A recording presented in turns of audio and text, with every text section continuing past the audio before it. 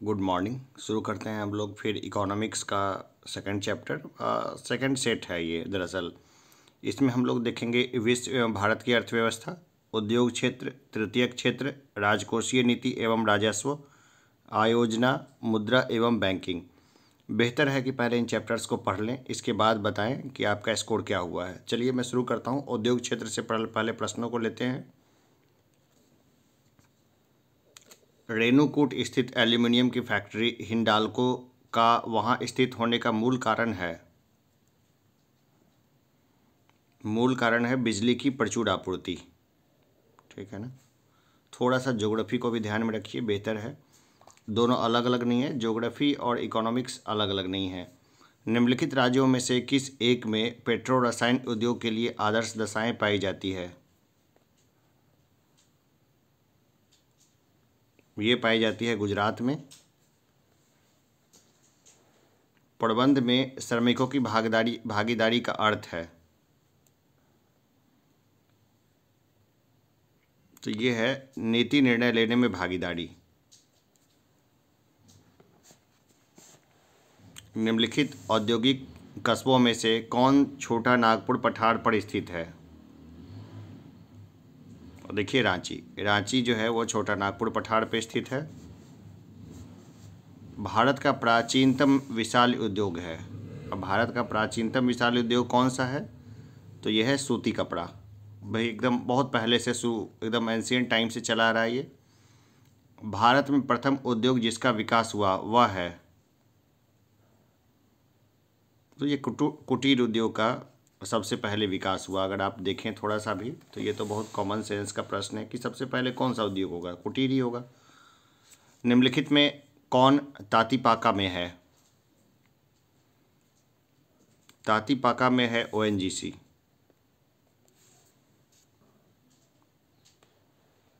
निम्नांकित में से कौन सी तेल रिफाइनरी निजी क्षेत्र में है? देखिए जामनगर तेल रिफाइनरी जो है ना वो निजी क्षेत्र में है। नेपा नगर जिस उद्योग के लिए जाना जाता है वह है, ये बीपीएससी ने कई बार इस प्रश्न को पूछा भी है, तो ये है अखबारी कागज़ के लिए नेपा नगर जाना जाता है। भारत में सबसे महत्वपूर्ण मत्स्य उद्योग है? भाई अपतट में सबसे जो फेमस है ना वो अपतट से ही ज़्यादा मछली पकड़ी जाती है। औद्योगिक उपभोक्ता सूचकांक वर्ष 1960 को बदलकर किसे आधार वर्ष बनाया गया? 1982 को आधार वर्ष बनाया गया। औद्योगिक श्रमिकों के उपभोक्ता मूल्य सूचकांक का आधार वर्ष 1982 से किस वर्ष में परिवर्तित किया गया? 2001 कर दिया गया है ना।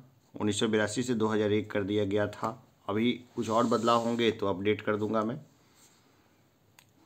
भारत में उदार औद्योगिक नीति जिस वर्ष अपनाई गई वह था?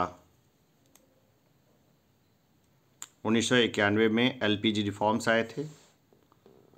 वह कौन सा वित्तीय वर्ष है जिसमें सार्वजनिक उद्यमों में विनिवेश आरंभ हुआ?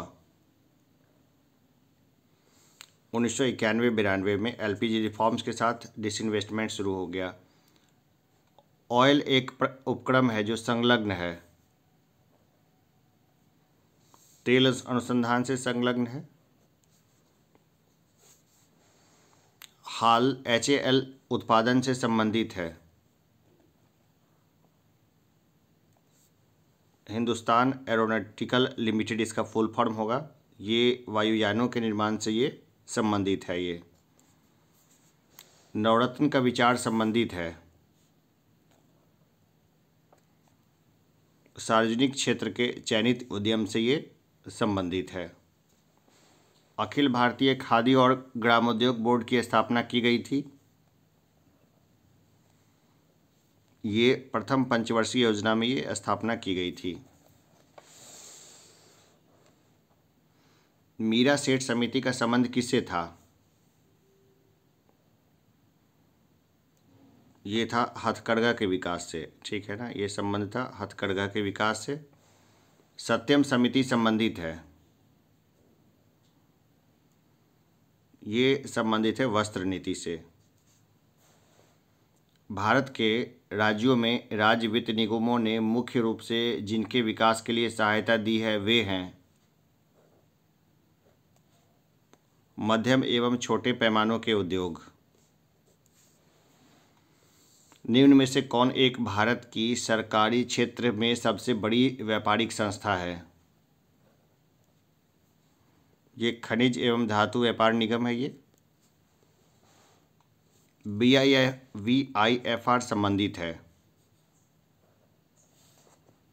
ये संबंधित है रुग्ण इकाइयों के पुनर्निर्माण एवं वित्तीयन से। भारत में पर्यटन और होटल उद्योग का विकास निम्नलिखित में से किसका कार्य है? ये ITDC का कार्य है। ये निम्नलिखित में से कौन सा कथन वित्तीय उत्प्रेरक की समुचित व्याख्या करता है? ये व्याख्या करता है यह सरकार की गहन निश्चयात्मक कार्रवाई है जिसका लक्ष्य देश में आर्थिक गतिविधियों को बढ़ावा देना है। रोजगार की दृष्टि से उत्तर प्रदेश का सबसे बड़ा उद्योग है, तो हथकरघा सबसे बड़ा माना जाएगा उत्तर प्रदेश का। औद्योगिक विकास की दृष्टि से उत्तर प्रदेश का कौन सा क्षेत्र सर्वाधिक विकसित हुआ है? पश्चिमी क्षेत्र सर्वाधिक विकसित है। अब देखते हैं तृतीयक क्षेत्र से संबंधित प्रश्नों को। निम्नलिखित में से कौन एक तृतीयक क्रियाकलाप है? तो देखिए डिस्ट्रीब्यूशन यानी विपणन जो है ये तृतीयक क्रियाकलाप है। निम्न में से किस क्षेत्र से भारत में सकल राष्ट्रीय उत्पाद का सबसे बड़ा भाग प्राप्त होता है? ये प्राप्त होता है सेवा क्षेत्र से। भारत के सकल घरेलू उत्पाद में नीचे दिए गए भिन्न क्षेत्रों के योगदान का कौन सा एक सही ह्रासमान क्रम है? तो देखिए ये पहले सेवा, फिर उद्योग, फिर कृषि। सबसे ज़्यादा जो है इनकम सेवा में है, फिर उद्योग में है, फिर सबसे कम कृषि में है। जैसे जैसे अर्थव्यवस्था का विकास होता है वैसे वैसे GDP में तृतीयक क्षेत्र का अंश वो देखिए बढ़ता जाएगा, तृतीयक क्षेत्र का अंश। अब देखते हैं राजकोषीय नीति एवं राजस्व को। भारत में निम्न में से कौन राजकोषीय नीति निर्धारित करता है? वित्त मंत्रालय। धनी अधिक धनी होते जा रहे हैं और निर्धन अधिक निर्धन, यह जानने के लिए किस बात की तुलना करना आवश्यक है?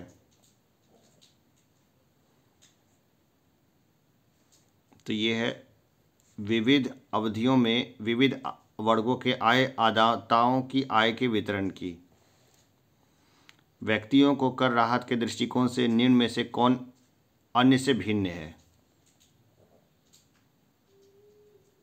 देखिए इसमें देखना पड़ेगा कि कौन सा भिन्न है। देखिए इंदिरा विकास पत्र जो है ना वो सबों से भिन्न है ना। किसने भारत में पहली बार व्यय कर लगाने का सुझाव दिया था? तो ये था कॉलडार ने सबसे पहले व्यय कर लगाने का सुझाव दिया था। आयकर विभाग द्वारा जारी पैन कार्ड निम्न में से किस उद्देश्य के लिए प्रयोग नहीं किया जा सकता है? देखिए पैन पे क्या होता है ना, पते का प्रमाण नहीं होता है, एड्रेस नहीं होता है, ठीक है ना। पहचान तो ठीक है लेकिन पते का प्रमाण नहीं होगा वो। भारत में केंद्र सरकार की कर आय के दो सबसे बड़े स्रोत हैं, वस्तु एवं सेवा कर व निगम कर, ये दो हैं। निम्नलिखित में से कौन सा कर भारत सरकार द्वारा नहीं लिया जाता है? तो देखिए मार्ग कर नहीं लिया जाता है भारत सरकार के द्वारा। भारत में सकल कर राजस्व के प्रतिशत के रूप में निम्नलिखित में से किस एक कर की प्राप्तियां सर्वाधिक है? वस्तु एवं सेवा कर की सबसे ज़्यादा प्राप्तियां हैं। भारत में संघीय बजटों में निम्न में से कौन सी रकम सबसे अधिक होती है? तो यह है आगम या राजस्व व्यय। निम्नलिखित में से कौन भारत में केंद्रीय सरकार के गैर योजनागत व्यय में सबसे बड़ी मद है?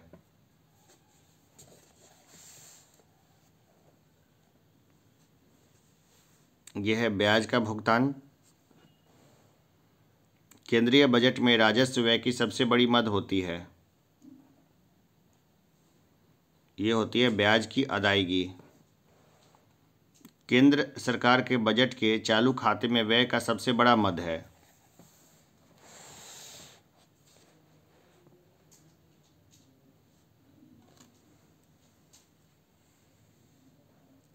सबसे बड़ा मद है ब्याज का भुगतान। निम्नलिखित में से आयात लेखे पर संघ सरकार के व्यय का सर्वप्रमुख मद कौन है? तो यह है ब्याज भुगतान। भारत में निम्न में से कौन सा एक कर आगम का सबसे बड़ा स्रोत है? देखिए, वस्तु एवं सेवा कर, goods and services tax, GST. 2011-12 वित्तीय वर्ष के केंद्र सरकार के बजट में अति वरिष्ठ नागरिकों की एक नई श्रेणी आय कर के उद्देश्य से बनाई गई थी। इस श्रेणी में से वे व्यक्ति आच्छादित हैं जिनकी उम्र है 80 वर्ष या इससे अधिक। किस देश में आय का पुनर्वितरण रीडिस्ट्रीब्यूशन करने का सर्वोत्तम मार्ग है?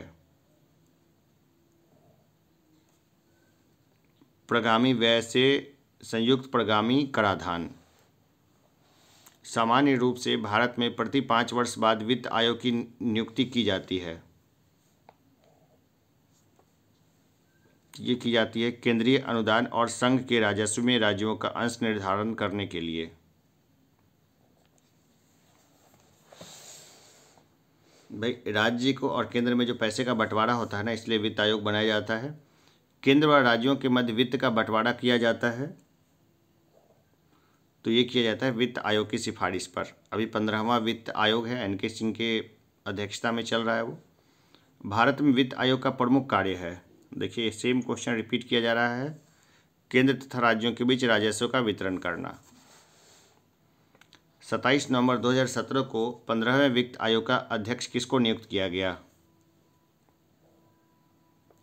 एन के सिंह को।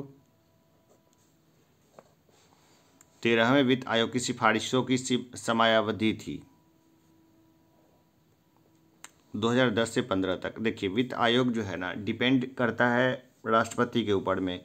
वो चाहें तो बीच में भी इसको भंग कर सकते हैं, 5 साल से पहले भी उसको लागू करवा सकते हैं। 10वें वित्त आयोग के चेयरमैन कौन थे? देखिए, ये प्रश्न तो नहीं पूछा जाएगा, है ना। उस समय केसी पंत थे, तो इतना पुराना पीछे जाके नहीं पूछा जाएगा। 12वें वित्त आयोग के अध्यक्ष कौन थे? इसके भी कम संभावना है। सी रंगराजन थे उस समय में, ये भी कम संभावना है। ये अगर पूछेगा भी ना, तो ऑप्शन ऐसे देंगे, ऐसे ऑप्शन दे देंगे जिससे आपको आसानी से उत्तर तक आप पहुंच पाएंगे। योजना आयोग तथा वित्त आयोग के संबंध में निम्न कथनों पर विचार कर बताइए कि इनमें कौन से कथन सही नहीं है। अब जो सही नहीं है उसको बताना है। देखिए, मुझे तो यही सही नहीं लग रहा है, बी सही नहीं है। बाकी जो सही है उसको बता देता हूँ। देखिए, जो सही नहीं है वो यह है कि दोनों द्वारा की गई संस्तुतियाँ शासन पर बाध्य हैं। नहीं, बिल्कुल ऐसा नहीं है। योजना आयोग और वित्त आयोग दोनों केंद्र से राज्यों को धन स्रोत हस्तांतरित करने से संबंधित संस्थाएं, बिल्कुल ये सही है।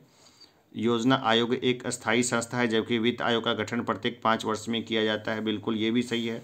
योजना आयोग अब खत्म हो गया है, नीति आयोग इसको पढ़िए, ठीक है। वित्त आयोग नॉन प्लान धन स्रोतों की संस्तुति करता है, जबकि नीति आयोग प्लान संबंधी धन स्रोतों की। तो चलिए आगे देखते हैं। केलकर टास्क फोर्स की सिफारिश का संबंध है, तो ये संबंध है करों से। जिस नवीनतम कमेटी ने कर सुधारों पर अपनी रिपोर्ट प्रस्तुत की उसे जाना जाता है। केलकर समिति के नाम से उसको जाना जाता है। वित्त आयोग की सिफारिशों के अनुसार कौन सा एक कर केंद्र सरकार उत्तर प्रदेश सरकार के साथ नहीं बांटती है? तो देखिए, तटकर नहीं बांटती है, ठीक है ना। 2 जनवरी 2013 को 14वें वित्त आयोग के अध्यक्ष के रूप में किसकी नियुक्ति की घोषणा की गई थी? 14वें तक तो पूछ लेंगे, वाई.वी. रेड्डी थे उस समय, डॉक्टर वाई.वी. रेड्डी। 14वें वित्त आयोग की सिफारिश 1 अप्रैल 2015 से कितने वर्षों के लिए लागू हुई थी? 5 वर्षों के लिए लागू होती है वो। निम्नलिखित में से किस एक को भारत के 13वें वित्त आयोग ने केंद्रीय करों की सृजित आय को राज्यों के मध्य बंटवारे की संस्तुति करते समय सर्वाधिक भार दिया है? तो यह वित्तीय क्षमता अंतराल को दिया है सबसे ज़्यादा, है ना। निगम कर। निगम कर जो है, इसमें क्या है? निगम कर आरोपण एवं उद्ग्रहण केंद्र सरकार करती है तथा उसका अन्य केंद्रीय करों एवं शुल्कों के साथ राज्यों के साथ विनियोजित करती है। यदि सकल राजकोषीय घाटे में से ब्याज भुगतान को निकाल दिया जाए तो अवशेष को कहा जाएगा? बस सिंपल है, सकल प्राथमिक घाटा कहा जाएगा। राजकोषीय घाटा है, क्या है राजकोषीय घाटा? बजटीय घाटे का योग और सरकार का बाजार ऋण तथा दायित्व, ये हो जाएगा राजकोषीय घाटा। भारत सरकार के बजट के कुल घाटे में से किस घाटे का सबसे अधिक योगदान है? राजकोषीय घाटे का, फिस्कल डिफिसिट। यदि प्राथमिक घाटे में ब्याज भुगतान को सम्मिलित कर लिया जाए तो यह बराबर होता है राजकोषीय घाटे के बराबर हो जाएगा। निम्नलिखित में से कौन सा एक सही सुमेलित है? देखिए ABC तो सही सुमेलित नहीं दिख रहा है, डी देख लेते हैं। बिल्कुल ये सही, डी जो है ना वो सही सुमेलित लग रहा है, तो ये इसका उत्तर हो जाएगा डी। व्यापार कर राज्यों का अधिकतम कर आय स्रोत। भारतीय राजमार्ग प्राधिकरण के वित्त का प्रमुख स्रोत है, ये है उपकर। आय कर के लगाने, उद्ग्रहण करने और वितरण करने के संबंध में निम्नलिखित कथनों में से कौन सा एक सही है? संघ कर लगाता है, उद्ग्रहण करता है और कर प्राप्तियों का स्वयं और राज्यों के बीच वितरण करता है। निम्नलिखित में से किस कर का आरोपण केंद्र करता है किंतु संग्रह और विनियोजित राज्य करते हैं? तो यह है स्टाम्प शुल्क। निम्नलिखित में से कौन सा युग्म सही सुमेलित है? तो देखिए ये सही, आयात कोटा जो है ये भौतिक नियंत्रण है, ये सही होगा। चलिए एक प्रश्न है जो आपको दिख नहीं रहा होगा, मैं पढ़ के सुनाता हूँ। निम्नलिखित आय के साधनों की जोड़ी में से कौन सी केवल संघीय सरकार के लिए होती है? सिर्फ संघीय सरकार के लिए कौन सी होती है ये? सीमा शुल्क और निगम कर, ठीक है ना, ये इसका उत्तर होगा। चलिए कुछ टेक्निकल कारण से हम उस प्रश्न को नहीं देख पाए, लेकिन सुन लिया हमने। आगे बढ़ते हैं। निम्न में से, भारत में निम्न में से प्रत्यक्ष कर कौन सा नहीं है? देखिए बिक्री कर जो है ना वो प्रत्यक्ष कर में नहीं गिना जाएगा। भारत सरकार के किस वर्ष के बजट में न्यूनतम वैकल्पिक कर मैट का समावेश किया गया था? ये 1996-97 मैट का समावेश किया गया था। मॉडवेट संबंधित है ना, मॉडवेट संबंधित है मूल्य वर्धित कर से, वैट से संबंधित है ये। संशोधित मूल्य वर्धित कर का संबंध है उत्पाद कर से, इसका संबंध है। निम्नलिखित में से कौन सी मूल्य आधारित कर वैल्यू एडेड टैक्स की विशेषता नहीं है?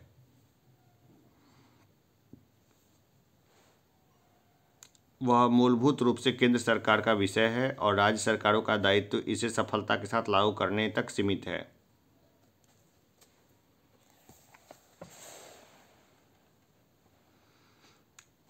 मूल्य वर्धित टैक्स वैट लगाया जाता है उत्पादन के अंतिम बिक्री तक प्रत्येक स्तर पर। सिनवेट का संबंध है केंद्रीय उत्पादन शुल्क से है। संपदा कर भारत में पहली बार किस वर्ष में लागू किया गया? 1957 में लागू किया गया। ये संघीय सरकार के बजट में राजकोषीय घाटे के बड़े भाग की पूर्ति की जाती है? घरेलू उधारों से की जाती है।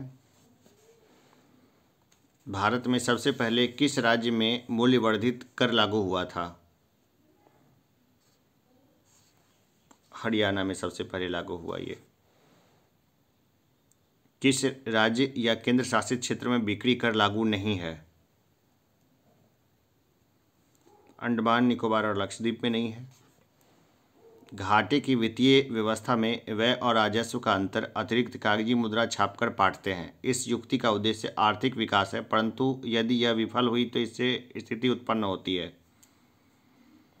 देखिए, मुद्रास्फीति हो जाएगी, मुद्रा की वैल्यू ही खत्म हो जाएगी। डिमांड एंड सप्लाई का रूल है, जो चीज़ कम रहेगी उसकी डिमांड ज़्यादा है, बढ़ जाएगी तो स्थिति खराब हो जाएगी। निम्न में से कौन सा कर खरीदारों के लिए प्रत्यक्ष रूप से वस्तुओं के मूल्यों की वृद्धि नहीं करता? यह है आयकर। निम्न में से प्रत्यक्ष कर कौन सा है? आयकर एकदम प्रत्यक्ष कर है। उत्पादन शुल्क क्या है? अप्रत्यक्ष कर है उत्पादन शुल्क। निम्न में से कौन अप्रत्यक्ष कर है? तो बिक्री कर जो है ना, वो अप्रत्यक्ष कर है। निम्न में से कौन सा कर टैक्स प्रत्यक्ष कर नहीं है? तो यह है बिक्री कर, अप्रत्यक्ष कर नहीं है। आयकर अधिनियम की धारा 88 के अंतर्गत कर छूटों को समाप्त करने की अनुशंसा किस कमेटी ने की थी? ये केलकर कमेटी ने की थी। भारत में निम्न में से किस एक का संबंध निगम की आय से नहीं है? न्यूनतम वैकल्पिक कर का। निम्न में से कौन सा कर केंद्र सरकार नहीं लगाती है?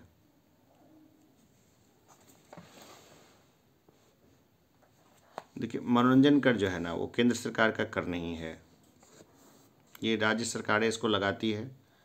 निम्नलिखित करों में से राज्य सरकारों द्वारा कौन सा कर नहीं लगाया जाता है?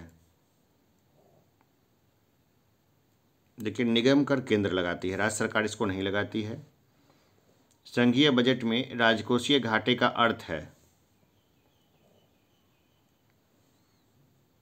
बजट घाटे और आंतरिक तथा बाह्य ऋणदान में निवल वृद्धि का योग। भारत सरकार की राजकोषीय नीति का निम्न में से कौन सा एक उद्देश्य नहीं है? अंतर्राज्यीय व्यापार का निगमन इसका उद्देश्य नहीं है। वित्तीय या राजकोषीय फिस्कल नीति का संबंध निम्नांकित में से किससे है? कर लगाने और शासन के व्यय से संबंधित नीति से है। ये वित्त मंत्रालय द्वारा आय की स्वैच्छिक घोषणा योजना 1997 लागू की गई थी। 1 जुलाई 1997 से ये लागू की गई थी। कंपनी कर वह है जो लगता है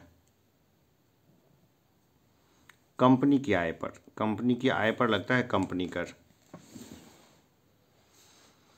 निम्नलिखित में से कौन एक सार्वजनिक आगम का स्रोत नहीं है?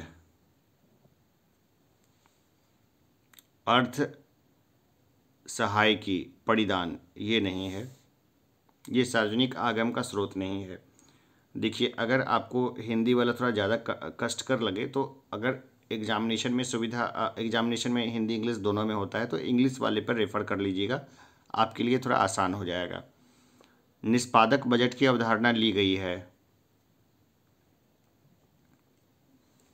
ये ली गई है संयुक्त राज्य अमेरिका से।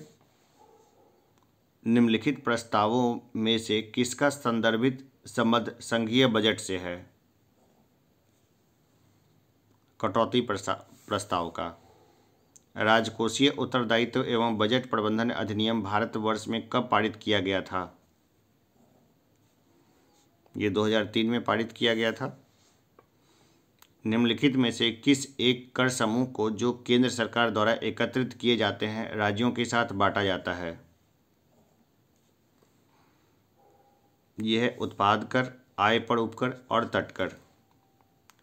हूपर आयोग 1949 की संस्तुति पर निष्पादक बजट का सबसे पहले प्रयोग संयुक्त राज्य अमेरिका में किस क्षेत्र में किया गया था? ये कृषि क्षेत्र में किया गया था ये। अब आयोजना से संबंधित प्रश्नों को देखेंगे। विकास केंद्र उपागम किस योजना के अंतर्गत अपनाया गया था? उपागम को अप्रोच बोलते हैं हिंदी में, परेशान नहीं होना इससे। देखिए ये तो होगा नहीं ना, ये चतुर्थ पंचवर्षीय योजना का पार्ट था। राष्ट्रीय विकास परिषद द्वारा स्वीकृत 12वीं पंचवर्षीय योजना 2012 से 2017 हेतु प्रस्तावित परिकल्पना पत्र में विकास का निर्दिष्ट लक्ष्य क्या था? 9% था ये। निम्न में से कौन सा 12वीं पंचवर्षीय योजना का कार्यकाल था? 2012 से 17। आदेशात्मक और निर्देशात्मक योजना में आधारभूत अंतर क्या है? देखिए ऊपर ही मिल गया। तो देखिए आदेशात्मक योजना में आदेष्टा सोपान बाजार तंत्र का स्थान पूरी तरह से ले लेता है, जबकि निर्देशात्मक योजना में उसे बाजार प्रणाली के कार्यक्रम को सुधारने का केवल एक साधन माना जाता है। 11वीं पंचवर्षीय योजना का मुख्य भाव था तीव्रतर सतत एवं अधिक समावेशी विकास। योजना आयोग के स्थान पर वर्ष 2015 में कौन सी योजना गठित की गई? तो ये थी नीति आयोग। निम्नलिखित में से कौन सा कथन सही है? देखिए सही जो है ये यही है कि वित्त आयोग और योजना आयोग के कार्यों और दायित्वों की परस्पर अतिव्याप्ति नहीं है, डिफरेंस हो गया दोनों में। 6ठी व 8वीं पंचवर्षीय योजनाएं क्रमशः 1980 से 85 तथा 1992 से 97 की अवधि की थी। 7वीं पंचवर्षीय योजना की अवधि थी 1985 से 1990 थी। अप्रैल 1992 मार्च 1997 के दौरान भारत में कौन सी पंचवर्षीय योजना चालू रही थी? भाई ऐसे प्रश्न भी भाई आ सकते हैं, दिन खराब रहेगा तो। 8वीं पंचवर्षीय योजना थी। प्रथम पंचवर्षीय योजना की प्राथमिकता क्या थी? अब जाहिर सी बात है प्रथम पंचवर्षीय योजना है तो क्या प्राथमिकता रहेगी? तो कृषि का विकास। उस समय तो सबसे बड़ी यही समस्या थी। उद्योगों के विकास तथा औद्योगिकरण की रणनीति किस योजना का अंग थी? द्वितीय योजना का अंग थी। राष्ट्रीय विकास परिषद जो है उसमें क्या होता है? राष्ट्रीय योजनाओं की समीक्षा करती है। राष्ट्रीय विकास परिषद मुख्यतः संबद्ध है भारत में मुख्य विकास योजनाओं के अनुमोदन और मूल्यांकन से। राष्ट्रीय विकास परिषद नेशनल डेवलपमेंट काउंसिल का मुख्य संबंध होता है पंचवर्षीय योजनाओं के अनुमोदन से होता है ये। राष्ट्रीय विकास परिषद का गठन जिस तिथि को हुआ था वह थी 6 अगस्त 1952। पंचवर्षीय योजना को अंतिम रूप से अनुमोदित किया जाता है राष्ट्रीय विकास परिषद द्वारा। भारत में पंचवर्षीय योजना को स्वीकार करने का अंतिम अधिकार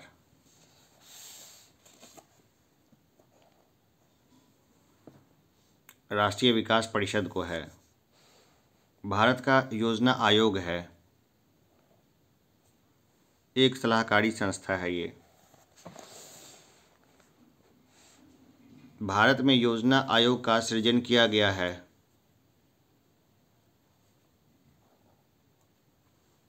मंत्रिमंडल के एक प्रस्ताव के द्वारा। भारत में योजना आयोग की स्थापना किस वर्ष में हुई थी? 1950 में हुई थी। भारतीय पंचवर्षीय योजनाओं का प्रमुख उद्देश्य है स्वावलंबन एवं विदेशी सहायता पर निर्भरता कम करना। देखिए क्या है ना कि मैं एक्स्ट्रा बातें इसलिए नहीं बोलता हूँ क्योंकि उसका कोई मतलब नहीं है। मेरी ये जो भी क्लासेस है ना एकदम सीरियस एस्पिरेंट के लिए है कि आप इसको गहराई से पढ़िए और एग्ज़ाम निकालिए।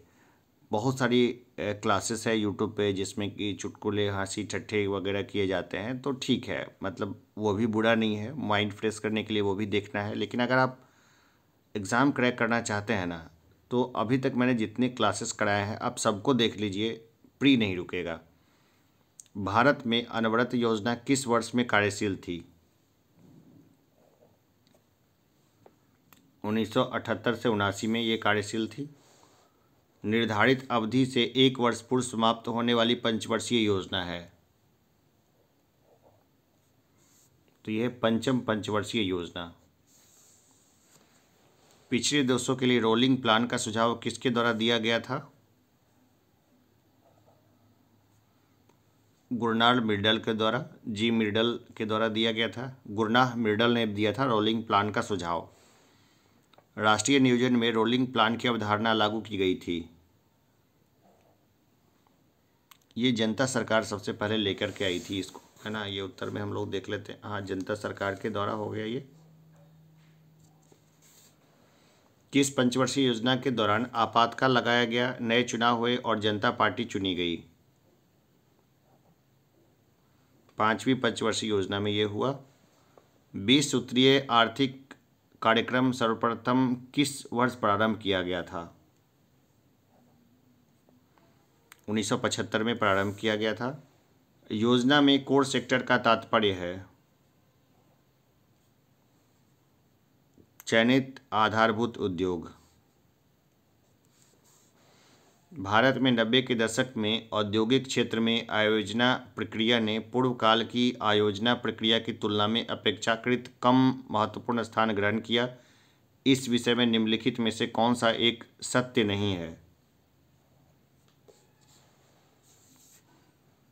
राष्ट्र की प्राथमिकताएं औद्योगिक विकास से दूर हटकर ग्रामीण विकास हो गई हैं। सत्य नहीं है ये बात। जो सत्य है उसको भी हम लोग देख लेते हैं कि उदारीकरण के आगमन के साथ औद्योगिक निवेश विकास को बहुत अधिक हद तक निजी और बहुराष्ट्रीय क्षेत्र के दायरे में रखा गया है। बाजार के केंद्रीय स्थान ग्रहण कर लेने के साथ अनेक क्षेत्रों में केंद्रीय आयोजना की भूमिका अनावश्यक हो गई है। आयोजना का केंद्र मानव संसाधन विकास, आधारित संरचना, जनसंख्या नियंत्रण और कल्याण जैसे क्षेत्रों में अंतरित हो गया है। आर्थिक नियोजन एक विषय है, समवर्ती सूची में है, एक विषय है ये। भारत में योजना के आरंभ से किसी भी पंचवर्षीय योजना में अनाच्छादित कुल वर्षों की संख्या है, तो ये है 7। योजना अवकाश की अवधि का संबंध है 1966 से 69 से है। पूर्ववर्ती योजनाओं की तुलना में 8वीं पंचवर्षीय योजनाओं में मुख्य परिवर्तन था लोक क्षेत्र के परिव्यय में प्रभुत्व कमी। निम्नलिखित में से किस पंचवर्षीय योजना में मानव विकास को सारे विकास प्रयासों का सार तत्व माना गया है? 8वीं पंचवर्षीय योजना को। 7वीं योजना में IRDP के अंतर्गत रणनीति अपनाई गई थी संपूर्ण परिवार का अंगीकरण। भारत में स्वपोषित विकास का उद्देश्य सर्वप्रथम अपनाया गया 4th पंचवर्षीय योजना में। भारतीय रिजर्व बैंक द्वारा नकद कोष अनुपात कैश रिजर्व रेशियो CRR में वृद्धि से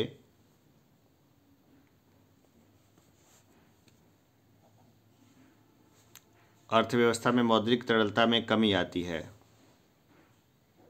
7वीं पंचवर्षीय योजना का प्रमुख नारा था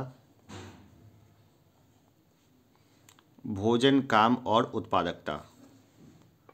भोजन, काम और उत्पादन का नारा निम्नांकित में से दिया गया था। 7वीं पंचवर्षीय योजना में। 11वीं पंचवर्षीय योजना में अधिकतम राशि आवंटित की गई थी, सामाजिक सेवा के लिए दी गई थी। 10वीं पंचवर्षीय योजना की अवधि थी। भाई पंचवर्षीय योजना एक बार पढ़ लीजिएगा, ये सारे क्लियर हो जाएंगे। 2002 से 2007 तक थी। 11वीं पंचवर्षीय योजना का उद्देश्य था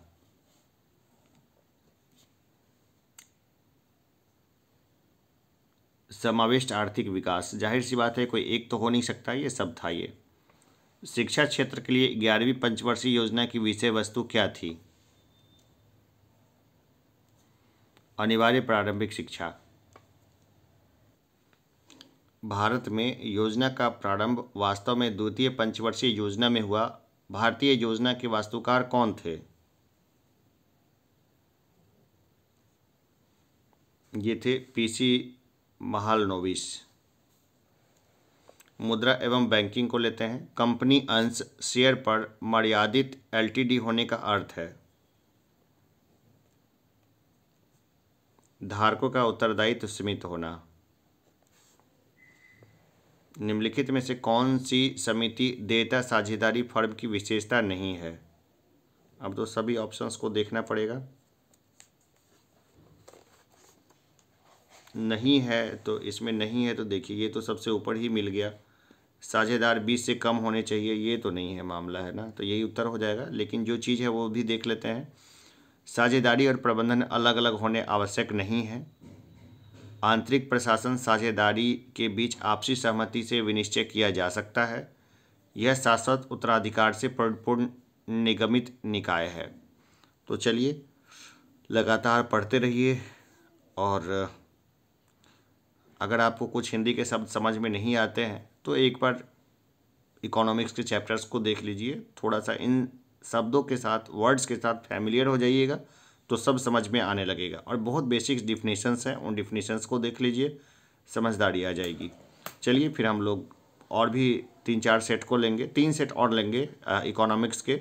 वहाँ से आपके सारे जो प्रश्न हैं ना वो सॉल्व हो जाएंगे। करंट के लिए जो चीज़ है वो मैं अलग से बता रहा हूँ, तो वहाँ से सारे प्रश्न हो जाएंगे। चलिए मिलते हैं छोटे से ब्रेक के बाद। धन्यवाद।